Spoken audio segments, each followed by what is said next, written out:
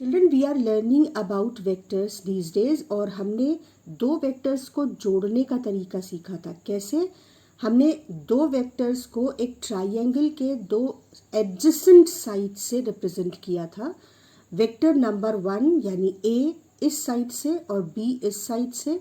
तो जब third side इस ट्राइंगल की बनाते हैं, दो साइड बन गई ट्राइंगल की, जब थर्ड साइड हम ट्राइंगल की बनाते हैं तो ये जो थर्ड साइड है ये ऑटोमेटिकली इन दोनों का सम यानी रिजल्टेंट रिप्रेजेंट करती है। इसकी लेंथ, इसका मैग्नीट्यूड और इसका एरो हेड, इसकी डायरेक्शन। यहाँ पे ध्यान देने वाली बात थी कि जब हम वेक्टर ए ड्रॉ करते थे तो बी ड्रॉ करने के लिए हम बी का टेल वेक्टर ए के एरो हेड से शुरू करते थे। और angle between the two vectors कैसे डिसाइड करते थे? अगर कंफ्यूजन है तो हम दो वेक्टर्स को उनकी डायरेक्शन जो दी हुई है क्वेश्चन में उसी डायरेक्शन में रखते हुए टेल टू टेल ज्वाइन करके देखते थे कि उनके बीच छोटा एंगल कौन सा बन रहा है। जो उनके बीच का ये छोटा एंगल है, ये बड़ा वाला नहीं, छोटा एंगल, यही इन दोनों के बीच का एंगल मानते थे।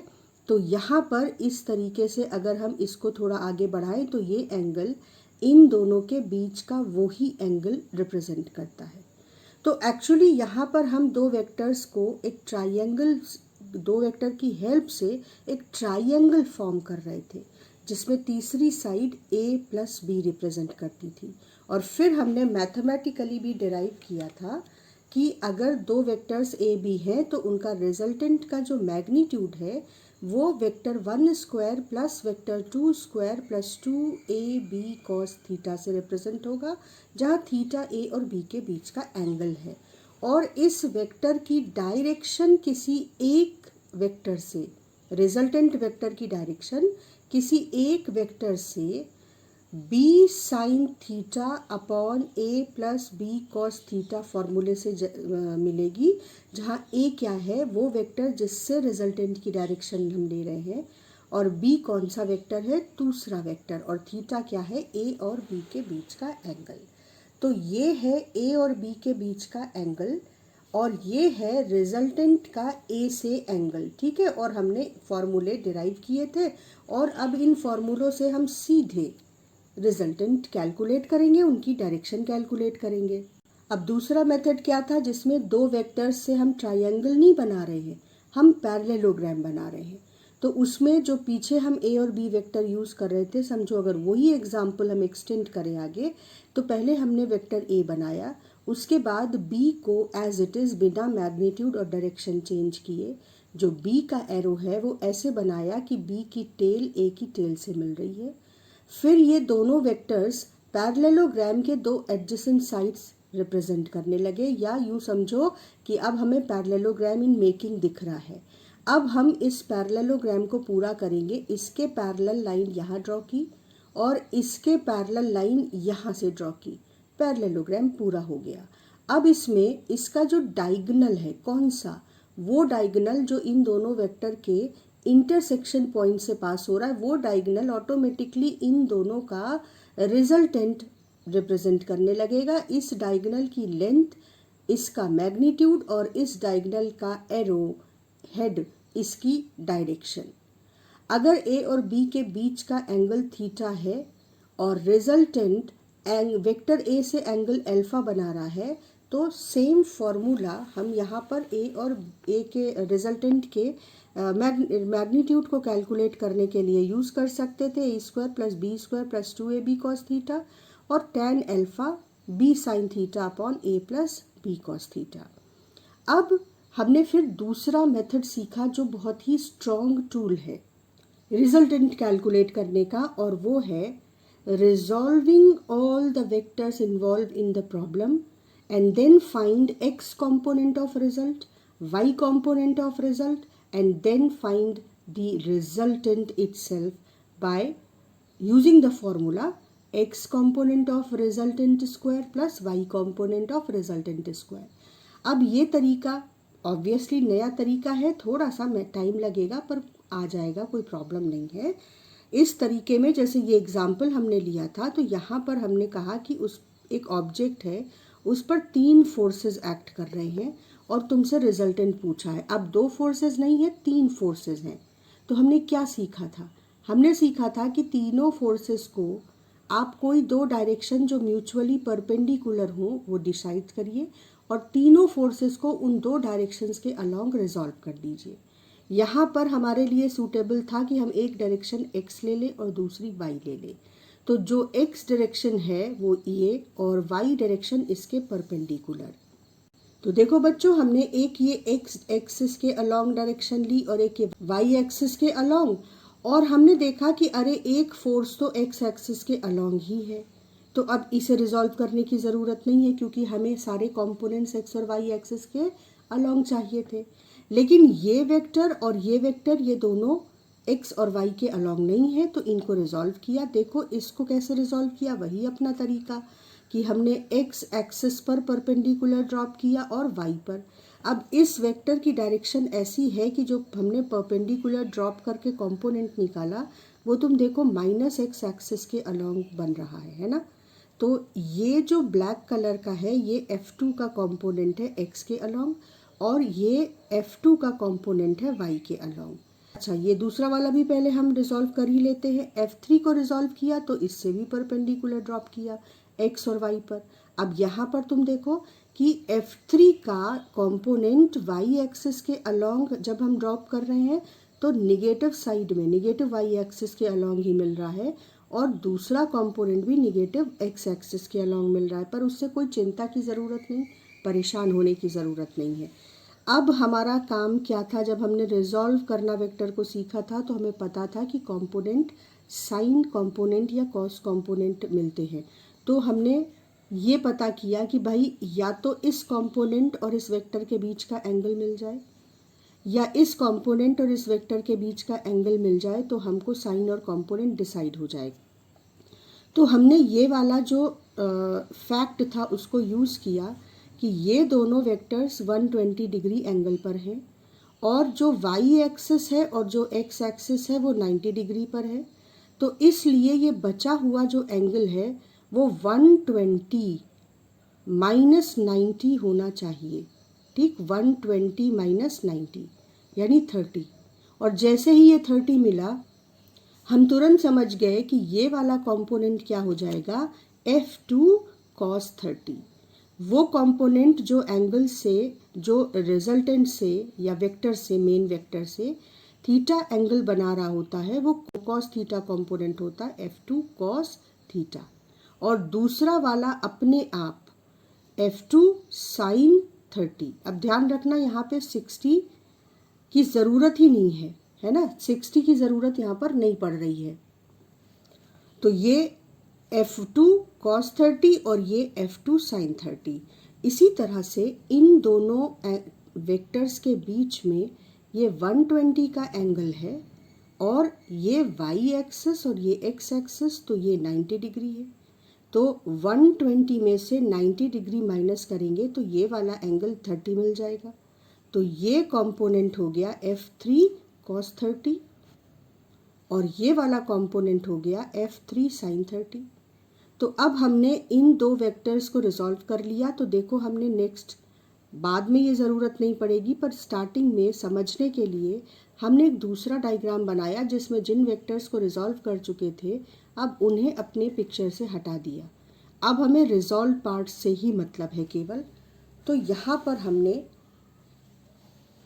F2 cos 30, F2 sin 30, F3 cos 30, F3 sin 30। अब हमारे पास तुम देखो कि टोटल 1 2 3 4 5 वेक्टर्स हैं जो उस ऑब्जेक्ट पर काम कर रहे हैं। ठीक है, 2 वेक्टर्स लेफ्ट और एक राइट। तो x एक्सिस के अलोंग रिजल्टेंट, नेट रिजल्टेंट होना चाहिए x एक्सिस के अलोंग प्लस x एक्सिस के अलोंग जो वेक्टर है माइनस x एक्सिस के अलोंग जो वेक्टर हैं वो टोटल सम। तो हमने देखा कि भाई ये कितने हैं। अब F1 F2 F3 जो है वो इक्वल थे और फोर्स F बना रहे थे। तो हमने इसको देखा कि ये तो पहले से ही फोर्स F मैग्नीट्यूड वाला वेक्टर था और ये दोनों वेक्टर F2 sin 30 और F3 sin 30 f/2 हो गए। तो लेफ्ट साइड में जो दो वेक्टर्स हैं उनका सम टोटल है f, और राइट साइड में जो वेक्टर है उसका सम है या वो वेक्टर है f। तो राइट वेक्टर लेफ्ट वेक्टर के इक्वल भी है और ये अपोजिट तो है ही। तो हमने लिखा कि x एक्सिस के अलोंग रिजल्टेंट 0, तो जो रिजल्टेंट का x कंपोनेंट है वो हो जाएगा 0। तो मेथड समझ में आ रहा है। हम रिजल्टेंट का x और y कंपोनेंट निकालते हैं और फिर रिजल्टेंट निकाल लेते हैं। तो y एक्सिस के अलोंग हमने देखा कि दो फोर्सेस हैं, एक F2 cos 30 और दूसरा F3 cos 30। F2 cos 30 मतलब F cos 30, F3 cos 30 भी मतलब F cos 30। तो यहाँ पर ये दोनों वेक्टर्स भी इक्वल भी हैं और अपोजिट भी हैं। तो y एक्सिस के अलोंग भी हमने लिखा कि जो वेक्टर का रिजल्टेंट है, जो कंपोनेंट है y एक्सिस के अलोंग रिजल्टेंट का, वो भी वेक्टर सम करो तो 0 हो रहा है। तो जब x और y कंपोनेंट्स 0 हैं तो रिजल्टेंट इटसेल्फ 0 हो जाएगा। ये क्वेश्चन हमारा क्या था कि अगर तीन वेक्टर्स एक ऑब्जेक्ट पर काम करें तो क्या ऐसा हो सकता है कि उनका रिजल्टेंट 0 हो। तो हमने क्या कंडीशन समझ ली कि अगर तीन इक्वल वेक्टर्स एक दूसरे से 120 एंगल पर लग रहे हैं किसी ऑब्जेक्ट पर, तो उस पर रिजल्टेंट 0 आएगा और वो ऑब्जेक्ट रेस्ट पर रहेगा, इक्विलिब्रियम में रहेगा। लेकिन इसके एक्सप्लेनेशन में हमने रिजॉल्व करके वेक्टर्स रिजल्टेंट की एक इम्पॉर्टेंट पावरफुल टूल या टेक्निक भी सीखी। अब इसको थोड़ा सा प्रैक्टिस भी करना पड़ेगा, लेकिन ट्रायंगल लॉ या पैरेललोग्राम लॉ से भी हम इस क्वेश्चन को निकाल सकते थे। हालांकि वो इससे कम अच्छा मेथड होगा अगर आप न्यूमेरिकल्स में उसको यूज़ करेंगे। कैसे, देखो, हमने दो वेक्टर्स पहले उठाए, तीन वेक्टर्स थे जो इस पर एक्ट कर रहे थे ऑब्जेक्ट पर। हमने पहले कोई भी दो वेक्टर उठाए, जैसे हमने F1 और F2 ये दो लिए और इनका रिजल्टेंट निकाला। क्या यूज़ करके? लॉ ऑफ ट्रायंगल यूज़ करके। तो इन दोनों वेक्टर्स के बीच, यहाँ तो ये देखो टेल टू टेल जुड़े हुए हैं, इनके बीच का 120 एंगल दिख रहा है। तो इन दोनों वेक्टर्स को पहले ट्रायंगल की दो साइड से रिप्रेजेंट किया। F1 वेक्टर x एक्सिस के अलोंग था और F2 वेक्टर x एक्सिस या F1 वेक्टर से 120 डिग्री पर था। देखो F1 से F2 120 डिग्री पर था। तो हमने F1 बनाया पहले सेम डायरेक्शन में, सेम मैग्नीट्यूड का, और फिर F2 बनाया। ठीक, 120 डिग्री एंगल है दोनों के बीच में, और अगर ये 120 है तो ये 60 हो जाएगा। और उसके बाद इन दो वेक्टर्स से, ध्यान करो, इसकी टेल इसकी हेड से स्टार्ट हो रही है, और फिर ये जो ट्रायंगल की दो साइड्स हैं, अब तीसरी साइड बनाएंगे तो हमें रिजल्टेंट मिल जाएगा। तो रिजल्टेंट के लिए हमने रिजल्टेंट का जो वेक्टर है उसका टेल यहाँ से बनाया और हेड को इसके हेड तक ज्वाइन कर दिया। तो ये जो वेक्टर है ये रिजल्टेंट है, इसकी लेंथ रिजल्टेंट का मैग्नीट्यूड, और इसकी डायरेक्शन इन दोनों के रिजल्टेंट की डायरेक्शन।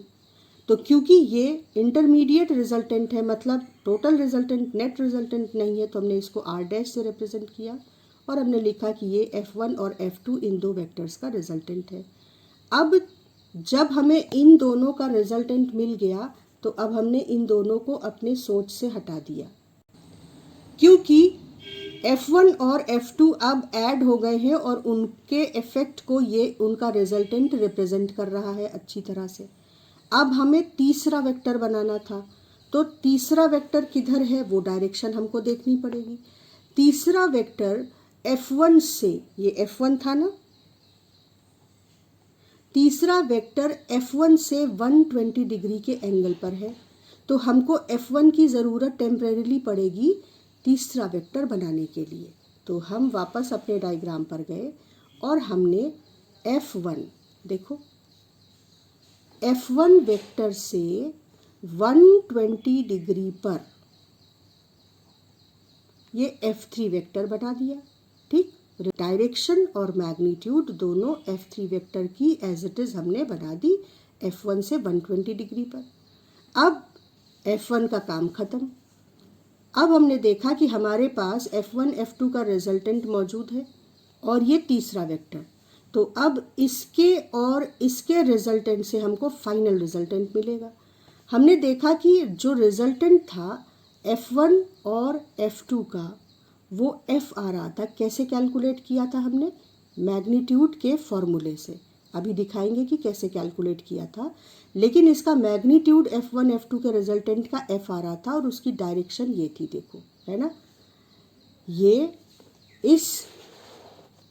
इसको हमने यहाँ से ड्रॉ किया था 120 डिग्री के एंगल पर यहाँ से, तो ये 120 है तो ये 60 है। ये देखो, ये जब हमने F2 बनाया था तो ये 120 था तो ये 60 था। ठीक, अब हमें पता है कि ये वाला वेक्टर और ये वाला वेक्टर इक्वल मैग्नीट्यूड के हैं, तो ये दोनों जब इक्वल मैग्नीट्यूड के हैं तो इनकी लेंथ इक्वल होगी। ये एंगल 60 है, तो ये तो फाइनली क्या बनने जा रहा है, ये तीसरा रिजल्टेंट जब हमने कैलकुलेट किया वैल्यूज़ रख के तो ये भी F आ गया। तो अब ये तो इक्विलैटरल ट्राइंगल बन गया, और इक्विलैटरल ट्राइंगल का मतलब सारे एंगल 60, यानी इस वेक्टर की डायरेक्शन क्या थी, इस वेक्टर से 60, और जो तीसरा वेक्टर था वो इस वेक्टर से 120 पर था, यानी ये दोनों 180 बना रहे थे एक दूसरे से, F1 F2 का रिजल्टेंट और F3। तो F और F यानी मैग्नीट्यूड इक्वल और डायरेक्शन ऑपोजिट, तो इन दोनों का जो रिजल्टेंट फाइनली मिलता वो भी 0 मिलता। तो हम रिजल्ट में तो वहीं पहुँचे जहाँ पर हम मैथमेटिक्स यूज़ करके पहुँचे कि फाइनली जो वेक्टर है उसका रिजल्टेंट, तीनों का रिजल्टेंट 0 ही है। लेकिन जो मेथड हमने यूज़ किया वो सीखने की ज़रूरत है कि अगर किसी ऑब्जेक्ट पर 3 इक्वल फोर्सेस 120 डिग्री पर एक्ट कर रही हैं तो उन तीनों का रिजल्टेंट निकाला कैसे। पहले 2 का रिजल्टेंट निकाला और फिर इस रिजल्टेंट और तीसरे का रिजल्टेंट निकाला, और यहाँ पर हमने ये फॉर्मूला यूज़ किया था और एनालिसिस यूज़ की थी और रिजल्टेंट निकाला था।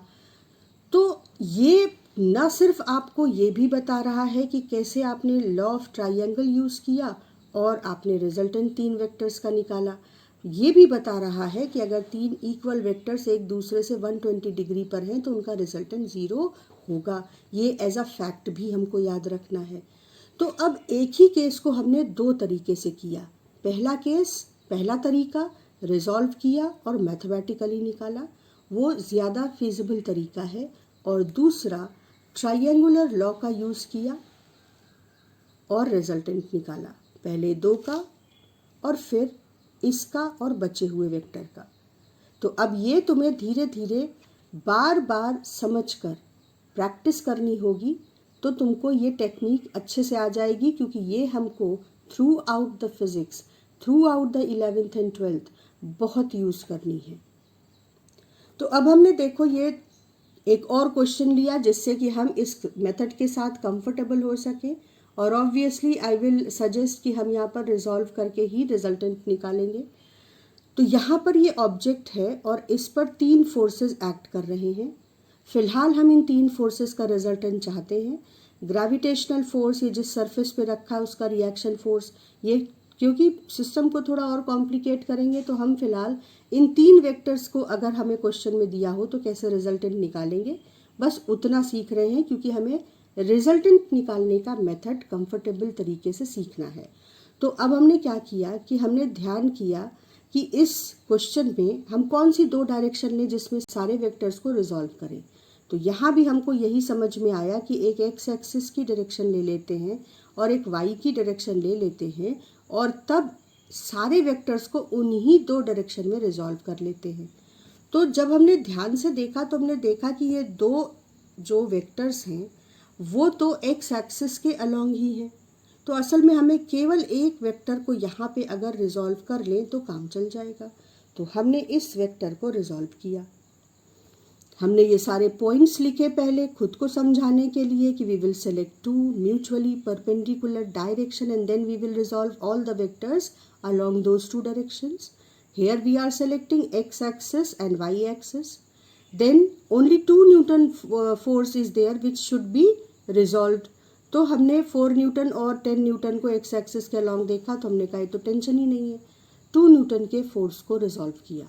तो जब आप एक्स एक्सिस के अलॉन्ग रिजॉल्व करेंगे तो अब हम बार बार परपेंडिकुलर ड्रॉप करके उस पूरे प्रोसेस को नहीं दिखाएंगे। हमें पता है बैक ऑफ द माइंड कि ये परपेंडिकुलर एक्स एक्सिस के अलॉन्ग ड्रॉ करेंगे तो एक ऐसा कंपोनेंट मिलेगा, और वाई एक्सिस के अलॉन्ग ड्रॉप करेंगे परपेंडिकुलर तो एक ऐसा कंपोनेंट मिलेगा। मेन है ये एंगल किसी एक कंपोनेंट और वेक्टर के बीच मिलना, जिससे हम कॉस कंपोनेंट और साइन कंपोनेंट डिसाइड कर सके। तो एक्स एक्सिस और 2n के बीच में 30 डिग्री का एंगल क्वेश्चन में दिया है, तो बस हमारा प्रॉब्लम सॉल्व। ये हो गया 2 cos 30 और ये हो गया 2 sin 30। अब ये वेक्टर हमारे दिमाग से हट जाना चाहिए। अब हमें सिर्फ रिजॉल्व पार्ट से मतलब है। तो देखो, दो वेक्टर्स जो हैं वो राइट साइड में हैं और एक वेक्टर लेफ्ट साइड में है। तो पहले हम एक्स एक्सिस के अलॉन्ग रिजल्टेंट निकालेंगे। 2 cos 30 और 10 न्यूटन प्लस एक्स डायरेक्शन में है और 4 न्यूटन माइनस। तो एक्स डायरेक्शन में जो रिजल्टेंट आना चाहिए वो इन दोनों को ऐड करके उसमें से इसे माइनस कर दें। तो हमने यहाँ पर 2 cos 30 और 10 को ऐड किया और उसमें दूसरा वेक्टर जो 4 कंपोनेंट था उसको माइनस कर दिया, तो हमको ये वैल्यू मिल गई। ठीक, तो हमने कहा कि एक्स डायरेक्शन में जो रिजल्टेंट का कंपोनेंट होगा उसकी वैल्यू इतनी होगी। इसके बाद हमने वाई एक्सिस पर देखा, तो वाई एक्सिस पर केवल ये कंपोनेंट दिख रहा है 2 sin 30। तो 2 × 1/2 यानी वाई डायरेक्शन में कंपोनेंट सिर्फ 1 हो गया। तो अब जब आपको x कंपोनेंट और y कंपोनेंट पता है किसके, रिजल्टेंट के, तो रिजल्टेंट कैसे निकालेंगे, √x component square plus y component square, और रिजल्ट आ गया 7.8 न्यूटन अप्रॉक्सीमेटली। ये तरीका हुआ रिजल्टेंट निकालने का वेक्टर्स को रिजॉल्व करके। अब अगर इसी को हम ट्राइंगुलर लॉ या पैरेललोग्राम लॉ का यूज़ करके बंद करते, तो पहले हम 3 वेक्टर्स थे, 2 को उठाते, इन 2 का रिजल्टेंट निकालते, फिर उस रिजल्टेंट और तीसरे का रिजल्टेंट निकालते। ये तो मेथड होता है, स्टेप्स होते हैं। तो ऑब्वियसली पहले इन दोनों को सेलेक्ट करना चाहिए क्योंकि ये एक दूसरे के ऑपोजिट हैं, तो इनका रिजल्टेंट निकालना आसान है। सिंपली बड़े वेक्टर से छोटा वेक्टर माइनस कर दो। तो मैंने यहाँ पर इन दोनों का रिजल्टेंट निकाला है, और ये 10 न्यूटन है, ये 4 न्यूटन है। तो इन दोनों का जो रिजल्टेंट है वो सिंपली सब्ट्रैक्ट करके मिल जाएगा 6 न्यूटन। ठीक, और इसकी भी डायरेक्शन होगी क्योंकि 2 वेक्टर्स का सब्ट्रैक्ट करके जो रिजल्ट आएगा वो भी एक वेक्टर होगा। तो 10 न्यूटन से 4 न्यूटन माइनस किया था, तो जो रिजल्टेंट होगा वो स्ट्रॉन्गर फोर्स की तरफ होगा। तो हमने यहाँ पर देखो जो रिजल्टेंट R' बनाया उन दोनों का सब्ट्रैक्शन, वो 6 न्यूटन बनाया, और उसकी डायरेक्शन क्या थी, F1 की डायरेक्शन, क्योंकि ये स्ट्रॉन्गर फोर्स था। तो अब हमारे पास एक तो 2 का रिजल्टेंट है और दूसरा तीसरा वेक्टर खुद है जो एक्स एक्सिस से 30 डिग्री का एंगल बना रहा था, ये देखो। ठीक, तो अब हमने रिजल्टेंट और इस तीसरे वेक्टर के बीच रिजल्टेंट निकालना है। तो हमने यहाँ पर अपना एक रिजल्टेंट वेक्टर देखा और ये वेक्टर देखा जो 2 न्यूटन का 30 डिग्री एंगल पर लग रहा था, और अब हम लॉ ऑफ ट्रायंगल यूज़ किए ले रहे हैं। हमने 2 साइड्स बनाई ट्रायंगल की। पहले ये वाला वेक्टर ड्रॉ कर दिया और उसके बाद इसकी हेड से इसकी टेल मिलाते हुए इसको सेम डायरेक्शन और सेम मैग्नीट्यूड का वेक्टर इधर ड्रॉ कर दिया। तो जो इन दोनों का रिजल्टेंट होगा वो तीसरी साइड से ट्रायंगल की मिलेगा। तो तीसरी साइड से जो ट्रायंगल की मिला वो ये वेक्टर था, और इसकी जो वैल्यू थी वो थी R' vector plus F2 vector. अब R' 6 न्यूटन है और F2 2 न्यूटन है, और इनके बीच का एंगल क्या है वो आसान है समझना। अगर तुम R' को थोड़ा आगे बढ़ाओ तो तुम्हें पता है कि F2 इस डायरेक्शन से 30 डिग्री का एंगल बना रहा है, तो यही इन दोनों के बीच का एंगल भी हो जाएगा। तो हमने फॉर्मूला यूज़ किया 6 न्यूटन का स्क्वायर प्लस 2 न्यूटन का square plus 2 × 6 Newton × 2 Newton cos 30। इसको सॉल्व किया हमने तो हमारा ये वैल्यू आई।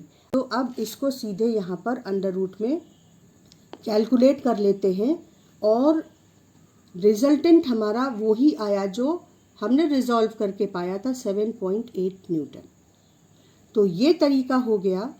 अगर आप ट्राइंगुलर लॉ या लॉ ऑफ पैरेललोग्राम यूज़ करके रिजल्टेंट निकालें तो वहाँ पर हमें मैग्नीट्यूड के लिए इस फॉर्मूले का यूज़ करना पड़ेगा, और रिजल्टेंट का डायरेक्शन निकालने के लिए tan अल्फा वाले फॉर्मूले का यूज़ करना पड़ेगा। अब नेक्स्ट क्लास में हम वेक्टर की कुछ बहुत इम्पॉर्टेंट प्रॉपर्टीज़ पर बात करेंगे और उसके बाद हम सब्ट्रैक्शन ऑफ टू वेक्टर्स सीखेंगे।